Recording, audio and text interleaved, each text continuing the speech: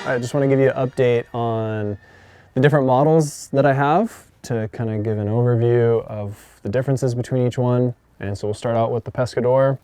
The Pescador is basic, traditional, tried and true gun. It comes in 2 or 3 band option, and then it also comes in traditionally a rear handle. And there's also the mid handle version of that, which also can go up to like 4 bands if you wanted to. Custom tracks with every gun, custom inlays, and doing carbon fiber inlays now, as well as abalone and traditional style epoxy, swirl or epoxy, any kind of color you want to have, in combination. So that's the Pescador. The next step up would be the HR1.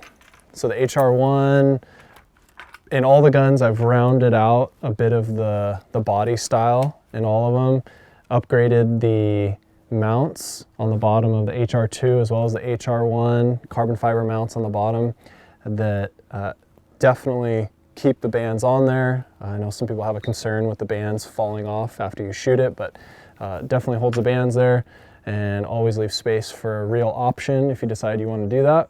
And they all come rigged either for reel or for breakaway if that's what you want. Yeah, these come in any size, but typical sizes are 48 inch or a 55 inch, which is equivalent of like a 80 to 90 centimeter or a 120 in the 55 inch. Shaft options, double flopper, threaded, or single flopper. The next gun would be the HR2. And the HR2 is big double roller, and this comes in any size, but typically in like a 58 inch, a 60 inch, or like 67 inch for your bigger like bluefin. And again, same thing on all the models. I've kind of rounded out the shape a bit more, as well as tapered the tail end of it a little. These come with the double mount carbon fiber mounts on the bottom. With the HR2, it comes in mid handle and rear handle. Really, it's preference, but with a bigger gun, it's a little easier to swing with a mid handle. You have a little more maneuverability because it is so big. But if you're used to shooting a rear handle, I always recommend shooting rear handle just because of the style of shooting you do with a rear handle. The place where the mech is in comparison to your hand, I think translates into accuracy.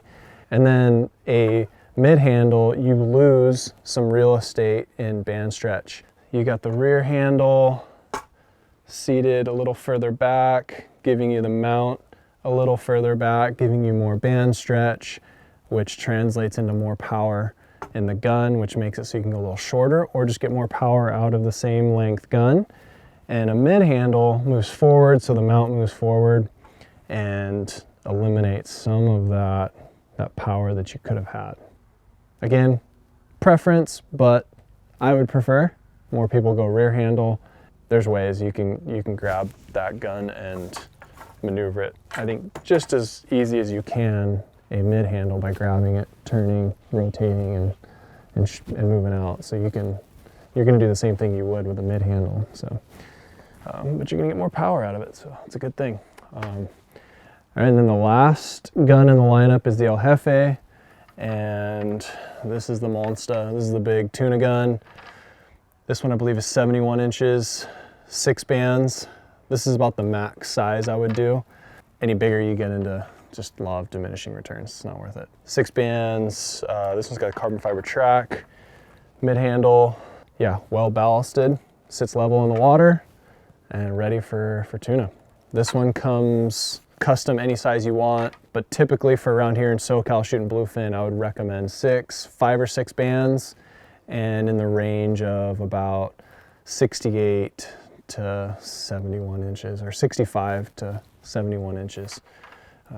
It's a good option. So, El Jefe.